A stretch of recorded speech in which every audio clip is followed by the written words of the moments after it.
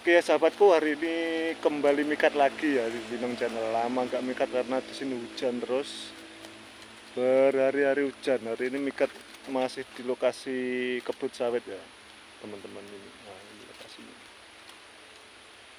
yang biasa dihuni raja sawit burung kacer ya.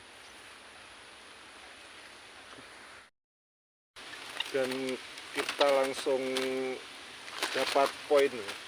Pikat saya kalah ya teman-teman ini, sama burung ini pikat saya kalah ini. Biasanya pikat saya oke, ini kalah sama burung ini. Pikat saya kalah telak sama burung ini. Nah, burungnya sudah tua, vektor banget.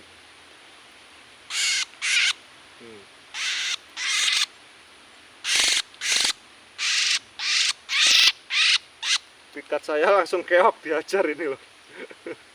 Jadi ini langsung kita rilis ya teman-teman, biar ini musimnya berkembang biak bulan 3 sampai bulan 6 nanti. Oke, langsung kita rilis terus. Dan jangan lupa like, komen, dan subscribe-nya di Winong Channel ya. Terima kasih semuanya.